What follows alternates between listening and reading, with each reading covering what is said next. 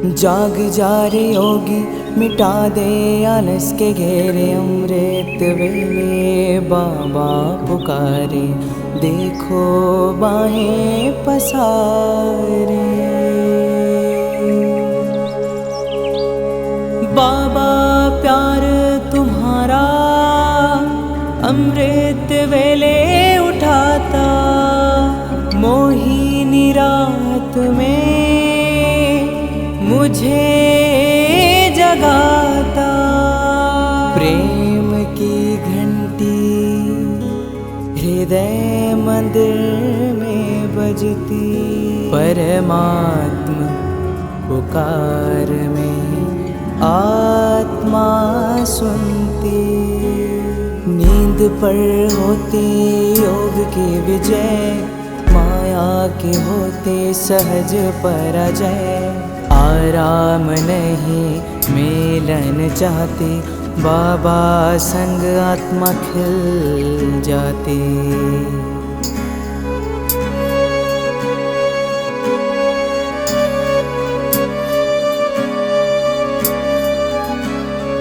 अपने कहा रात को अलविदा, परवाना हुआ क्षमा पे फिदा। समय से पहले बाबा जगाते, नयन खुलते ही मिलन कराते। प्रेम में भीगा मन संकल्प मुस्काते, माया के बंधन स्वयं कट जाते। ठंडी गर्मी बारिश अब तप के साथी, मौसम की मार अब ना डराती। सोना अब आराम नहीं माया है, नींद अब अमृत नहीं विष का साया है। कमाई नहीं ये ऊर्जा की चोरी है, सुस्ते के धुन में बजी माया की लुरी है।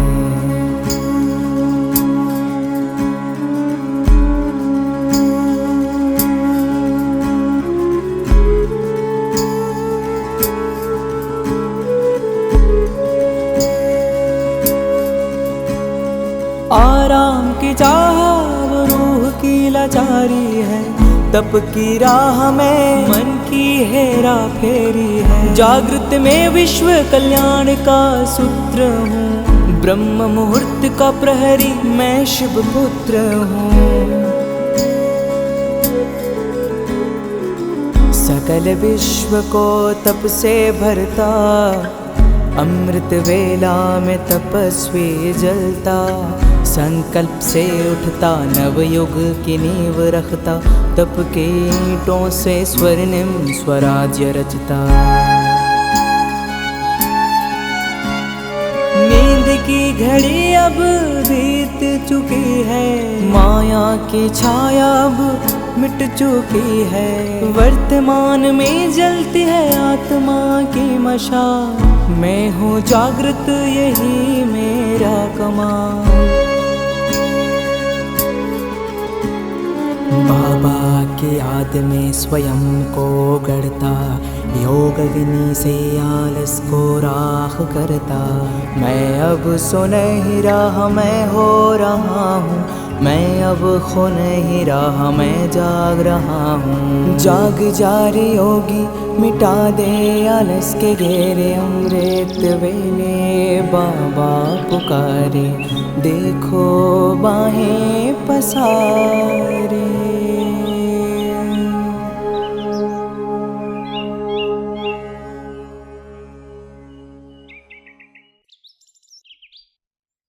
ஓம் சாந்தி. 3 ஆகஸ்ட் 2025 இறுதி அத்தியாயத்தின் ஆழ்ந்த ரகசியம். யுக மாற்றத்தின் வாயில் அமிர்த வேலை. 108 நாள் பட்டியில் இன்று 13வது நாள். சத்குருவுடைய மகா வாக்கியத்தோட மகிமைய சொல்லிட்டு இருக்காரு. நம்ம இதுவரைக்கும் சாஸ்திரங்கள்ல என்னென்ன ஞானத்தினுடைய பாயிண்ட் எல்லாம் கேட்டிருக்கிறோமோ அதுல மூழ்கி போயிருந்தோம்.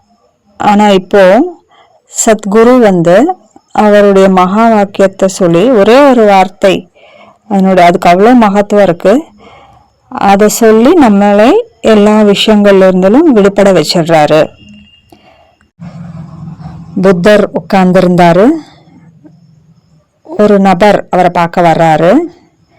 அந்த நபர் வந்து சொல்றாரு, நான் அவசரத்தில் இருக்கேன், நீங்க என்னெல்லாம் ஞானம் அடைஞ்சிருக்கீங்களோ அந்த ஞானத்துடைய சாரத்தை எனக்கு கொடுங்க, சுருக்கமா சொல்லுங்க, முழு ஞானத்தை கேட்கறதுக்கு எனக்கு நேரம் இல்லை, முழு ஞானத்தையும் எனக்கு கொடுங்க, அதை அடைஞ்சதுக்கு அப்புறம் என்னுடைய வாழ்க்கை வந்து துக்கத்துல இருந்து தூரமா விலகி போயிடணும், துக்கத்துல இருந்து நான் விலகி வந்துடணும் அப்படின்னு கேட்கிறாரு. அப்ப புத்தர் ஒண்ணுமே சொல்லல, அமைதியா இருந்துட்டாரு. அந்த நபரும் அமைதியா உட்காந்துட்டு கொஞ்ச நேரத்துல எந்திரிச்சு சொல்றாரு, நான் அடைஞ்சிட்டேன், என்ன அடையணுமோ அதை அடைஞ்சிட்டேன் அப்படின்னு சொல்லிட்டு போயிடுறாரு. நன்றி சொல்லிட்டு போயிடுறாரு. ஆனந்துங்கிறவர் கூடவே இருக்கிற நானும் 30 வருஷமா நீங்க சொல்ற ஞானத்தை கேட்டுட்டு இருக்கேன், நான் ஒண்ணுமே அடையல, எப்படி அந்த நபர் நீங்க ஒண்ணுமே அவர்கிட்ட சொல்லல, எப்படி அவர் அடைஞ்சான்னு சொல்றாரு அப்படின்னு கேட்கிறாரு. அதுக்கு புத்தர் பதில் சொல்றாரு, யார் எப்படி கேட்குறாங்க அதை சார்ந்துதான் இருக்கு அப்படின்றாரு. யார் எவ்வளோ மூழ்கி போய் ஒன்றி போய் கேட்குறாங்க அதுதான் விஷயம்.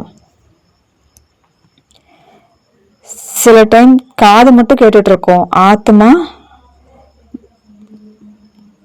அடைக்கப்பட்டதா இருக்கும், அப்ப கேட்கறது வேஸ்டா இருக்கும்.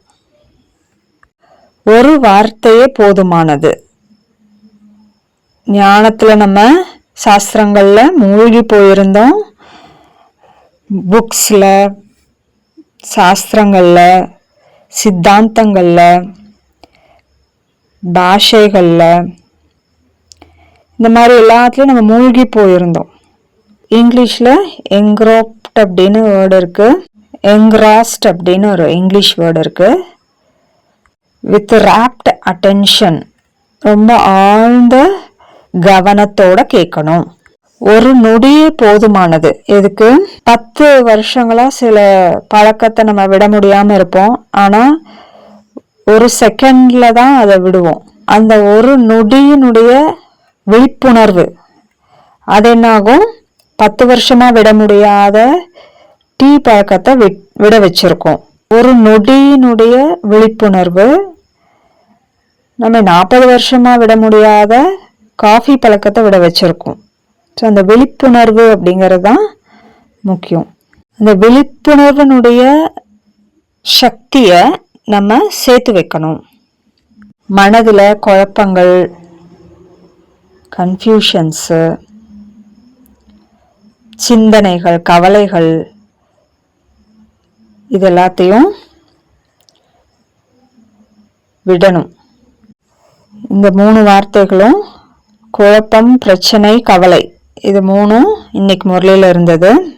யாரு பொக்கிஷங்களால் நிரம்பி இருக்காங்களோ, நிறைஞ்சவங்களா இருக்காங்களோ அவங்களுக்கு வந்து இந்த கவலையெல்லாம் இருக்காது. கவலையற்ற ஊருக்கு ராஜாவா இருப்பாங்க. அவருக்கு எந்த கவலையும் இருக்காது, ஏன்னா அவங்க நிரம்பி இருக்காங்க, நிறைஞ்சவங்களா இருக்காங்க.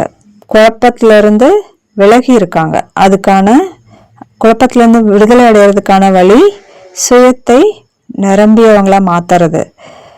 அதை நிரப்புறதுக்கான நேரம் அமிர்த வேலை.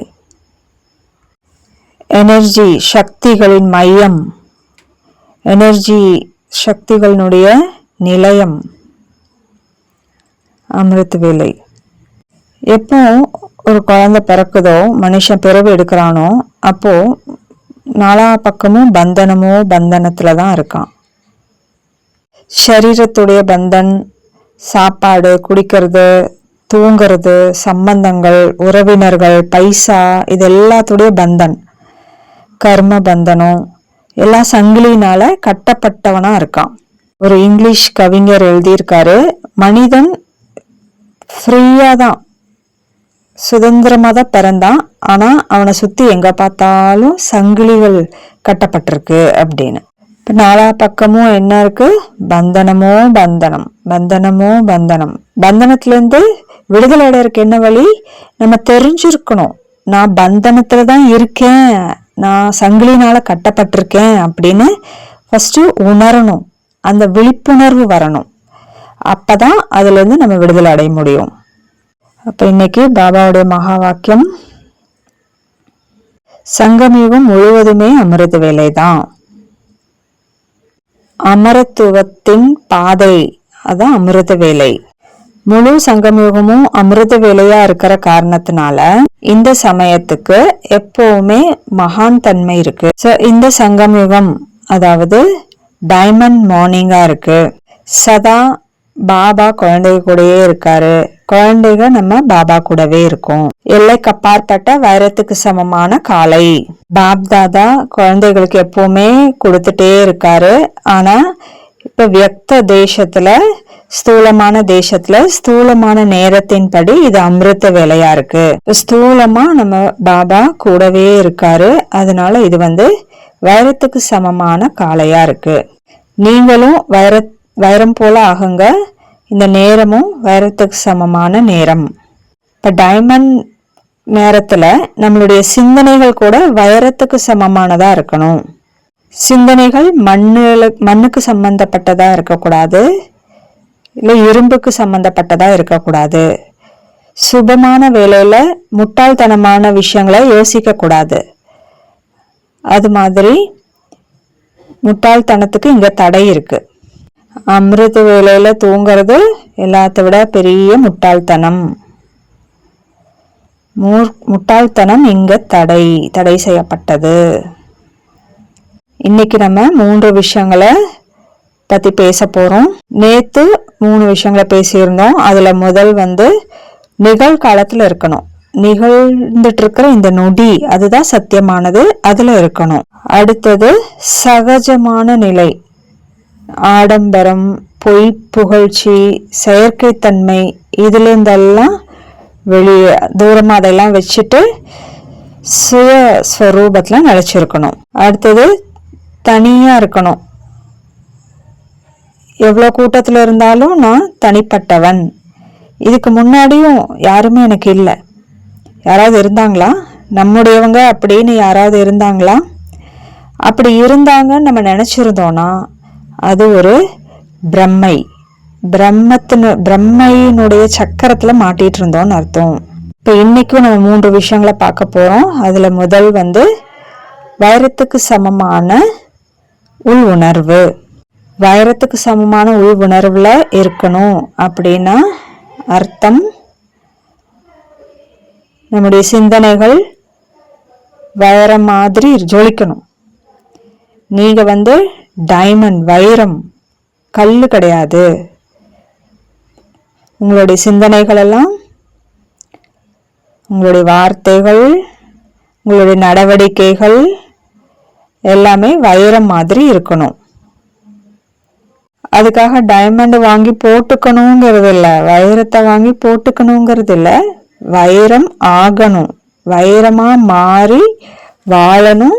வைரங்கிற உள் உணர்வு அது இருக்கணும். அதாவது என்ன செஞ்சாலும் அதுல ஒரு விழிப்புணர்வு இருக்கணும். அமிர்த வேலை எந்திரிக்கிறீங்க, 2 மணிக்கெல்லாம் எந்திரிக்கிறீங்க. ஆனா ஒரு பயங்கரமான ஒரு மயக்கத்துல இருக்கிறாங்களாம். என்ன நடக்குதுன்னே தெரியாத ஒரு பிளாங்க்னஸ், எம்டினஸ், 100% புத்தி அடைப்பட்டுருது. அந்த மாதிரி ஆயிடுது. அதுல ஒரே ஒரு சுகம்தான், நான் 2 மணிக்கெல்லாம் எந்திரிச்சிட்டேன் அப்படிங்கிற ஒரு சுகம்தான் கிடைக்குது. அதுக்கப்புறம் என்ன நடக்குதுன்னு பகவானுக்கு தான் தெரியும், அந்த ஆத்மாக்கு தான் தெரியும். 3வது யாருக்குமே தெரியாது. என்ன நடக்குதுன்னே தெரியாது. அந்த அளவுக்கு ஜீரோ, சூன்யமா புத்தி ஆயிடுது.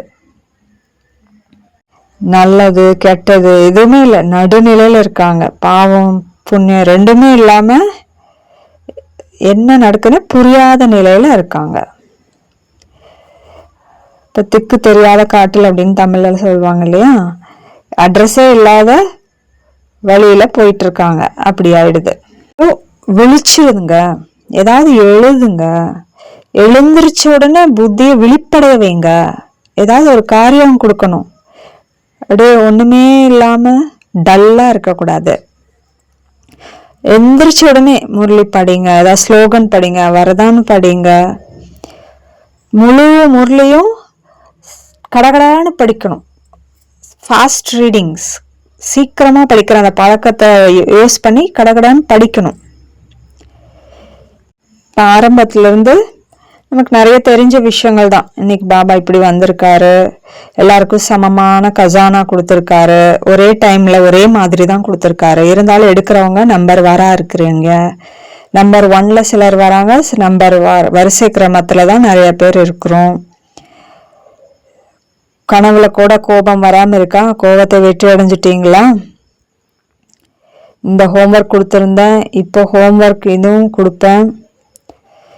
யாரெல்லாம் முக்தி அடைஞ்சிட்டீங்க கோபத்துல இருந்து கை தூக்குங்க, எந்திரிச்சு நில்லுங்க.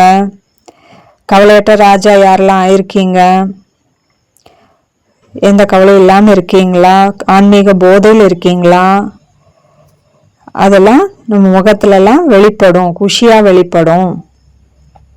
இதெல்லாம் நம்ம தெரிஞ்ச விஷயங்கள் நிறைய இருக்கு. பல வருஷங்களா நம்ம கேட்டுட்டு இருக்கோம், பாபா சொல்லிட்டு இருக்காரு. ஞானத்தை எவ்வளவு தாரணை பண்ணியிருக்கோம், யோகத்தினுடைய சக்தி எவ்வளவு வந்திருக்கு, சேவையில குஷி இருக்கா?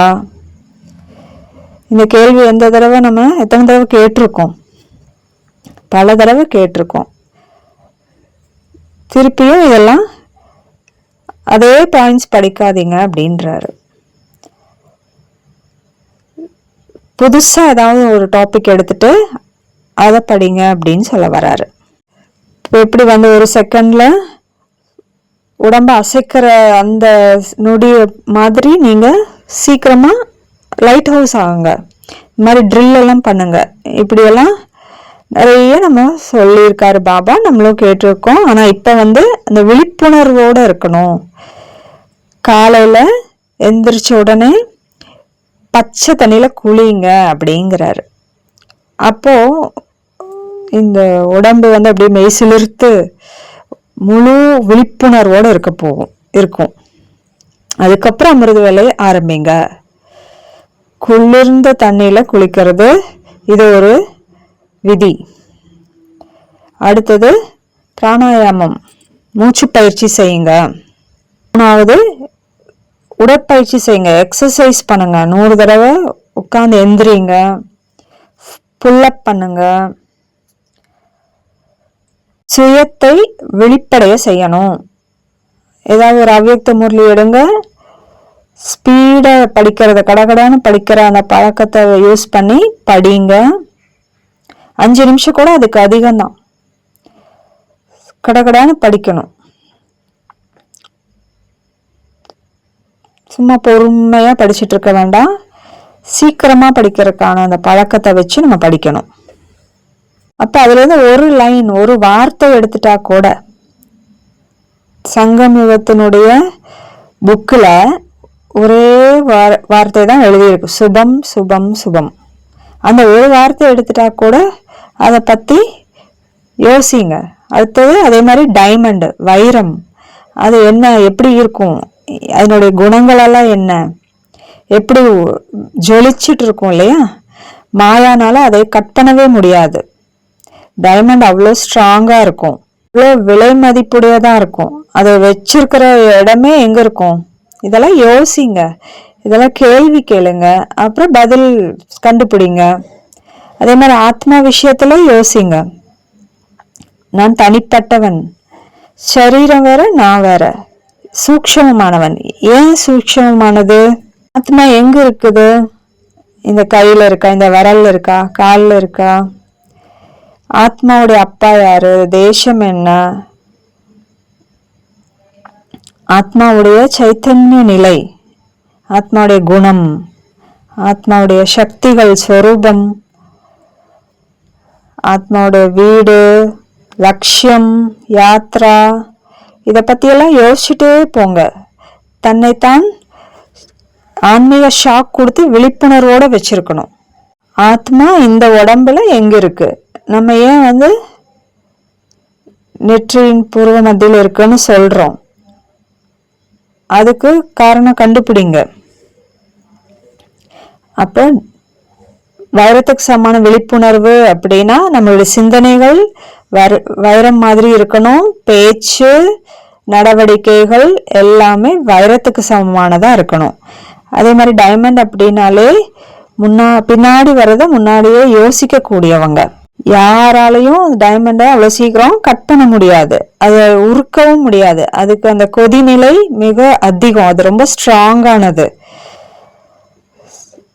டைமண்டுடைய குணங்களுடைய விசேஷத்தன்மை எல்லாம் என்ன? நமக்கு என்ன தேவை? இப்போ சூன்யமா இருக்கக்கூடாது, வெறுமனே அப்படியே சும்மா இருக்கக்கூடாது. அதுக்கு கம்பேர் பண்ணுங்க, சரீரத்தையும் ஆத்மாவையும் ஒப்பிடுங்க. இந்த உலகம் சூக்ஷ்ம உலகம், என்னென்ன வித்தியாசங்கள் இருக்கு? இங்க சப்தம் இருக்கு, அங்க சப்தம் இல்லை. இங்க தத்துவங்கள் இருக்கு, அங்க தத்துவம் இல்லை. இங்க கலர் இருக்கு, அங்க கலர் இல்லை. இந்த மாதிரி யோசிச்சுட்டே போங்க, உங்களுக்கு நீங்களே வேலை கொடுத்துட்டே இருங்க. அப்போ அந்த சூன்யமான நிலை வராது, வெறுமனே இருக்கிற நிலை வராது. இல்லைன்னா 5 மணி எப்ப ஆகுது அப்படிங்கறதே தெரியாத அளவுக்கு மூழ்கி போயிடுறது ஒரு மயக்கத்துல. அப்படியெல்லாம் இல்லாம ஒரு விழிப்புணர்வு, அலர்ட்டா இருக்கணும். அப்ப முதல்ல ஃபர்ஸ்ட் வாழ்க்கை வாழ்றதுக்கான முதல் விஷயம் டைமண்ட் பத்தின சிந்தனைகள், டைமண்டுக்கான சிந்தனைகள், வைரத்துக்கு சமமான விழிப்புணர்வோட இருக்கணும். அடுத்தது சங்கம யுகம், சங்குகமன், பகவானுடைய தொடர்பு கூடவே இருக்கணும். அவர் கூட பகவானுடைய துணையின் அனுபவம், காட்ஸ் பிரசன்ஸ் உடைய அனுபவத்தை பண்ணணும். எப்படி அதை அதிகப்படுத்துறது அனுபவத்தை? நான் எங்க இருக்கிறேனோ அங்க பாபா இருக்காரு. இன்னைக்கு கூட பாபா முரளியில சொல்லியிருந்தாரு, நான் குழந்தைகளுடைய மனசுல இருக்கேன், என்னுடைய மனசு சிம்மாசனத்துல குழந்தைகள் நீங்க இருக்கீங்க அப்படின்னு. ஸோ இந்த மாதிரி யோசிங்க, பாபா கிட்ட தொடர்பு வைங்க, பாபாவை பிடிச்சுக்கோங்க, பாபா புரிஞ்சுக்கோங்க. என்னுடைய ஒவ்வொரு காரியத்திலையும் அவர் கூட இருக்காரா? இல்லைன்னா வெறும் சேவை செஞ்சு என்ன பிரயோஜனம்? சேவையினுடைய லட்சியம் என்ன? குஷி இருக்கணும், ஆசீர்வாதம் கிடைக்கணும். ஆசீர்வாதத்துக்கு பதிலா சாபம் கிடைக்குது அப்படின்னா அது சேவையே, அப்படிப்பட்ட சேவை வேண்டியது இல்லையே, அது எதுக்காக செய்யணும்? இதெல்லாம் யோசிங்க. விஷயங்கள் இதுக்கெல்லாம் வெளியில வந்து யோசிங்க. முக்கியமான விஷயத்த முரளியிலேருந்து எடுத்துக்கோங்க, மற்றதெல்லாம் விட்டுட்டு அதை பிடிச்சி அதுல இருக்கிற விஷயங்கள் என்ன அப்படிங்கிறத நல்லா மாஸ்டரி பண்ணுங்க. ஒவ்வொரு பார்ட்டா எடுத்துக்கோங்க. முரளி படிச்சு முடிச்சிட்டிங்கன்னா அதுக்கப்புறம் நீங்க அதை தொடவே மாட்டீங்க. அப்படி இருக்க வேண்டாம். கொஞ்சம் கொஞ்சமா படிச்சுட்டு அதை சிந்தனை பண்ணிட்டு வேற வேலைக்கு போயிடணும். அப்பதான் நம்ம இன்னும் மீதி வச்சிருக்கோம், போய் படிக்கணும் அப்படிங்கிற சிந்தனை இருந்துட்டே இருக்கும். சைக்காலஜி, மனோ தத்துவ ஞானம், அதுல ஒரு விஷயம் சொல்லுவாங்க. எப்படி ஒரு வெயிட்டர் இருக்காரு அப்படின்னா ஒரு 10 டேபிள் அட்டன் பண்ணுவார். அந்த 10 டேபிள்லையும் யாருக்கு என்ன ஆர்டர் கொடுக்குறாங்க அப்படிங்கிறத ஞாபகம் வச்சிருப்பாரு. எழுத கூட மாட்டாரு, ஆனா கரெக்டா ஞாபகம் வச்சு அதை சப்ளை பண்ணுவாங்க. அப்போ அது சப்ளை பண்ணி முடிச்சுட்டா அதுக்கப்புறம் அதை மறந்துடுவாங்க. அது மாதிரி எந்த வேலையை நம்ம பாக்கி வச்சிருக்கிறோமோ அது உள்ள சிந்தனையில இருந்துட்டே இருக்கும். ஸோ அது மாதிரி முரளி நீங்க படிங்க ஃபுல்லா, ஆனா நடுவுல ஒரு பேரா எடுத்துக்கோங்க, அதைய நல்லா படிங்க. அதுக்கப்புறம் வேற சேவையில போயிட்டாலும் திருப்பி ஒரு பேரா எடுங்க. ஸோ இந்த மாதிரி கவனம், அலர்ட்னஸ் இருக்கணும். அப்படியே கோமால இருக்கிற மாதிரி ஆன்மீக கோமா அப்படி அதுல போயிடக்கூடாது. இந்த விழிப்புணர்வு எப்பவுமே இருந்துட்டே இருக்கணும், அதுதான் முக்கியம். இத்தனை காலமா ஞானம் கேட்குறோம், யோகா பண்றோம், சேவை பண்றோம், ஆனாலும் அது விழிப்புணர்வு இல்லை அப்படின்னா அதுல என்ன பிரயோஜனம்? 3 மணி நேரம் 4 மணி நேரம்லாம் யோகா பண்றோம், சிலரெல்லாம் 1 மணிக்கெல்லாம் எந்திரிக்கிறாங்க. அது மதுபனில் ஸ்பெஷலாக எந்நேரத்துக்கு எந்திரிச்சு வந்தீங்கனாலும் யாராவது 4 பேர் கிடைப்பாங்க. இப்போ அவங்க வந்து 2 வேலை பண்ணுறாங்க. ஒன்று தூண்டுதல், இன்ஸ்பயர் பண்ணுறாங்க, பாரு பரவாயில்ல இவங்களாம் இவ்வளோ நேரத்தில் எந்திரிச்சிருக்காங்க அப்படின்னு. இன்னொரு விதம் வந்து நம்மளால எந்திரிக்க முடியலையே அப்படின்னு சோகமாயிடுறாங்க. அந்த மாதிரி 2 விதமான சேவை அவங்களால நடக்குது. அப்போ பகவானுடைய தொடர்பின் அனுபவம் அதை எப்படி அதிகப்படுத்துறது? டைமுக்கு அந்த மாதிரி நம்ம அனுபவங்களை, சம்பந்தத்தை மாற்றணும். இப்போ யாராவது ஐடி கம்பெனியில் இருக்காங்க, இன்ஜினியராக இருக்காங்க, அந்த மாதிரி வேலையில் இருக்கிறவங்க வந்து திலகம் கொடுக்குறாரு, வரதானம் கொடுக்குறாரு, இதெல்லாம் அவங்களுக்கு சம்பந்தமே இல்லாத மாதிரி இருக்கும். அவங்களுக்கு தகுந்த மாதிரி மாற்றிக்கணும்.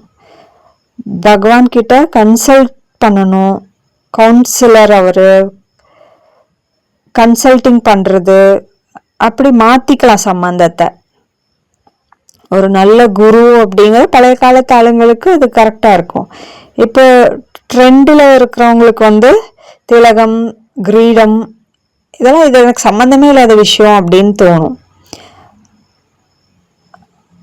இப்போ நீங்கள் பாபாவை பாஸாக வைங்க, அவர்கிட்ட கேளுங்க, டிஸ்கஸ் பண்ணுங்க, கவுன்சிலராக வைங்க.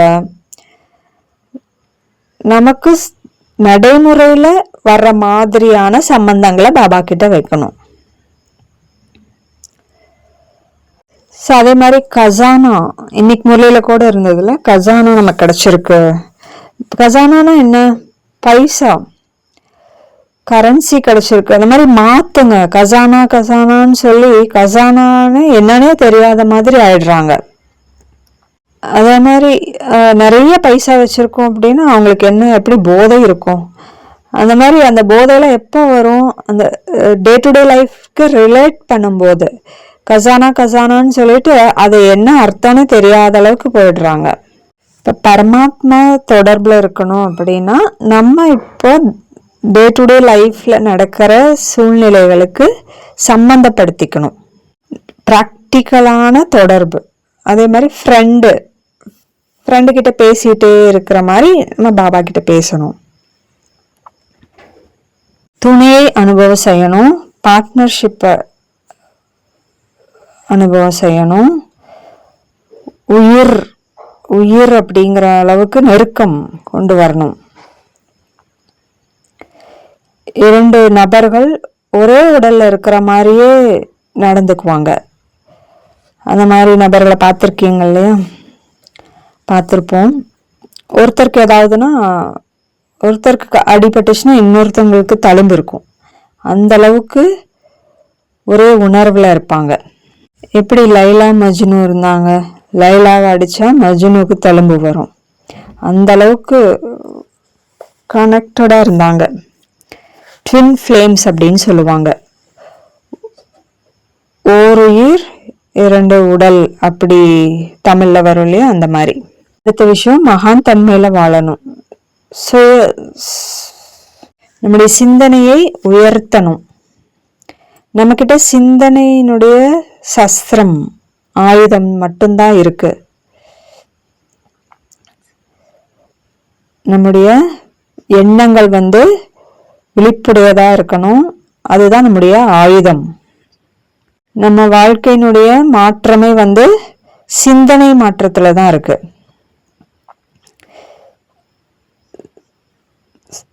விழிப்புணர்வு அப்படிங்கிற சிம்மாசனம் சிந்தனையினுடைய மாற்றத்தை கொண்டு வரும்.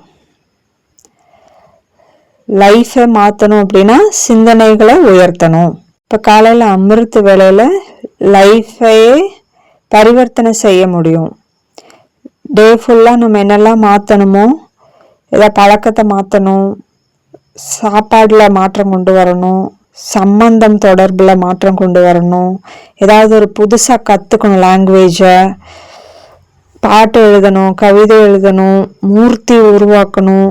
எதாக இருந்தாலும் பகலில் வந்து நம்முடைய சப்கான்சியஸ் மைண்ட் வந்து அந்தளவுக்கு விழிப்போடு இருக்காது. ஸோ அமிர்த வேளை நேரம் தான் அதுக்கான சரியான நேரம். ஸோ முரளியில் நிறைய தடவை வந்திருக்கு இல்லையா? நீங்கள் என்னெல்லாம் சேவையில் எக்ஸ்பிளைன் பண்ணணுமோ ஸ்பீச்சு அதெல்லாம் காலையில் உட்காந்து ரெடி பண்ணுங்க அப்படின்னு வந்திருக்கு இல்லையா. இப்போ தூக்கம் வருது அப்படின்னா நடந்துட்டே யோகா பண்ணுங்க, ஏதாவது கிளாஸ் கேளுங்க, ஏதாவது பாயிண்ட் எழுதுங்க, ஏதோ ஒன்று பண்ணி நம்முடைய புத்தியை விழிப்படைய செய்யணும். சூன்யமா வெறுமனே உட்கார்ந்துருக்க கூடாது, நேரத்தை போக்கக்கூடாது. எது செய்யணுமோ அதிகாலையில செய்யணும். ஆத்மா மற்றும் பாபா ரெண்டும் சேர்ந்துருச்சு அப்படின்னா முழு நாளும் நமக்கு டைமண்டு தான். அதுக்கு உறுதியாக அதை சொல்லலாம். ஸோ முதல்ல ஃபஸ்ட்டு நம்மளை விழிப்படைய செய்யணும். அந்த பச்சை தண்ணியில் குளிக்கிறது,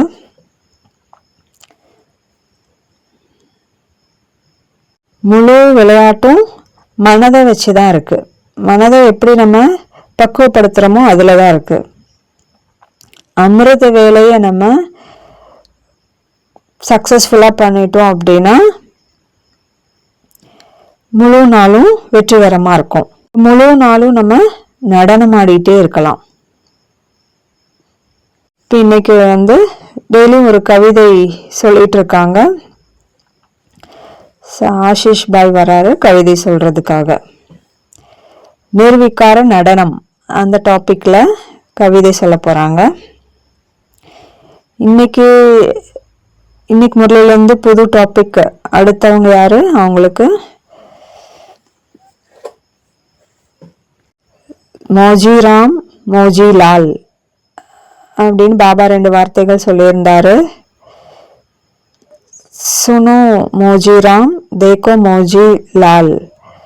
அதாவது மனம் போன போக்கில் போகிறவங்க, இது இருக்கிறது போதும் அப்படின்னு அவங்களே முடிவெடுத்து முயற்சி செய்யணுமா அப்படின்னு யோசிச்சுட்டு இருக்கவங்க தான் அந்த மௌஜி, சந்தோஷத்தில் இருக்கிறவங்க, மனம் போன போக்கில் போகிறவங்க.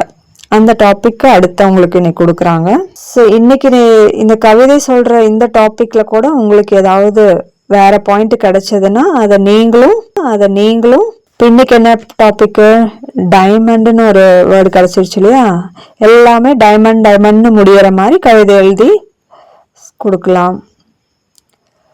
ஸோ எங்களுக்கெல்லாம் டாக்டராக இருக்கும்போது டாக்டர் வேலையில் அதிகாலையில் பேஷண்ட் வந்துடுவாங்க. அப்புறம் அவங்க ரொம்ப சீரியஸான கேஸாக இருக்கும். அப்புறம் அவங்களோட சொந்தக்காரங்க ஒரு 20 பேர் நின்றுட்டுருப்பாங்க. அப்போ அதுக்கப்புறம் இங்கே தூக்கம் வரும், தூக்கமே கலைஞ்சிரும். ஸோ அந்த மாதிரி ஒரு விழிப்புணர்வு அதுதான் முக்கியம். கவிதை எழுதும் வரிசை சீரீஸில் இன்னைக்கு 5வது நாள். 4 பக்கமும் ஒழிச்சிட்ருக்கு. கவிதையினுடைய தலைப்பு நிர்விகார நடனம். ஓம் சாந்தி. ஸோ இவ்வளோ நேரம் கவிதையை பற்றின இன்ட்ரோடக்ஷன் கொடுத்துருக்காரு. இப்போதான் கவிதை ஆரம்பிக்கிறாரு. எல்லாரும் கூட சேர்ந்து சொல்லுங்க அப்படின்றாரு. 4 பக்கமும் விகாரங்களை பற்றியே பேச்சு. 4 பக்கமும் விகாரங்கள் பற்றியே பேச்சு. மாயா எல்லாருடைய புத்தியையும் கோத்ரேஜ் பூட்டி வச்சிருக்கு. மாயா எல்லாருடைய புத்தியையும் கோத்ரேஜ் பூட்டி இருக்கு. யாருக்குமே சத்தியம் அசத்தியம் பத்தி புரிதல் கிடையாது. யாருக்குமே சத்தியம் அசத்தியம் பத்தின புரிதல் கிடையாது. மனுஷன் பொருள்கள்ல போய் முட்டாள்தனமா சுகத்தை தேடிட்டு இருக்கான். மனிதன் பொருள்கள்ல காசு பணத்துல போய் முட்டாள்தனமா சுகத்தை தேடிட்டு இருக்கான். விகாரமே இப்ப கேட்டுக்கோ, உன்னோட கெட்ட காரியம் இனி நடக்காது. ஸ்வயம் பகவான் ராஜயோகத்தை கத்து கொடுத்துட்டாரு. அது மூலமா நிர்விகார நடனம் கத்து கொடுத்துருக்காரு. விகாரமே இப்ப கேட்டுக்கோ, உன்னோட வேலை இனி நடக்காது. ஸ்வயம் பகவான் ஏழையோ பணக்காரனோ படிச்சவனோ படிக்காதவனோ எல்லாரும் உள்ள காலியா தான் இருக்காங்க, எம்டியா இருக்காங்க. எப்படி நடந்துக்கிறாங்க வெளியில? நான் உலகமே எனக்கு சொந்தங்கிற மாதிரி நடந்துக்கிறாங்க. படிச்சவன் படிக்காதவன், ஏழை பணக்காரன், நான் தான் பெரிய ஆள் அப்படின்னு நினைச்சு நடந்துட்டு இருக்காங்க. குழந்தை, யூத்து, வயசானவங்க, வயது வித்தியாசம் இல்லாமல் எல்லாருக்கும் நோய் வந்திருக்கு. எல்லாரும் விகாரங்களினுடைய வசத்துல மாட்டிட்டு கஷ்டத்தை அனுபவிக்கிறாங்க. விகாரமே இப்ப கேட்டுக்கோ, உன்னோடது எதுவும் ஒன்று நடக்காது. ஸ்வயம் பகவான் ராஜயோகத்தின் மூலம் நிர்விகார் நடனத்தை கத்து கொடுத்துட்டு இருக்காரு.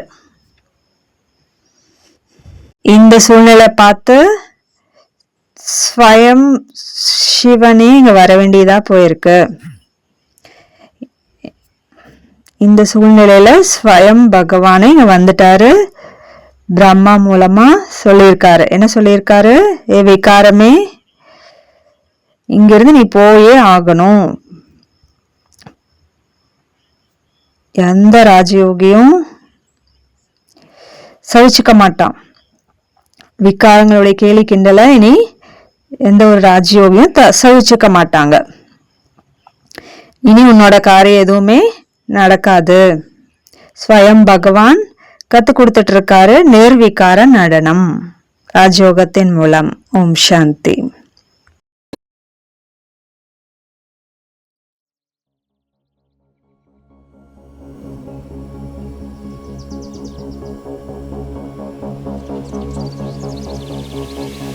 मन्मना भव शिव बाबा सततं निराकार तेजोमय पावनं प्रभात काले स्मरणं दिव्यं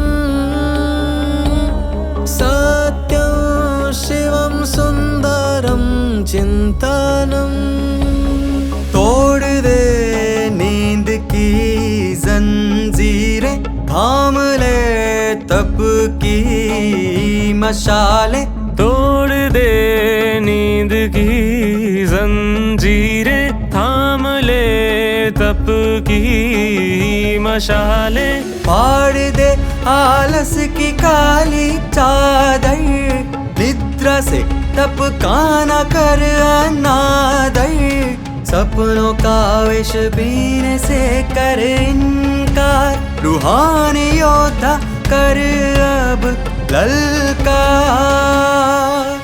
न सो न लेट हो जा तैयार, उठ चल कर तम का संहार। तोड़ दे नींद की जंजीरें, थाम ले तप की मशाले, तोड़ दे नींद की जंजीरें, थाम ले तप की मशाले। तेरी जागने से दुनिया बदलेगी, तेरे एक संकल्प से क्रांति गूंजेगी। उठ तपस्वी, तू उठे तो विश्व संवरेगा, जगे तो भाग्य निखरेगा। अमृत वेले की है पुकार, ना रुक ना झुक हो जा निराधार, बढ़ चल बन युगांतर का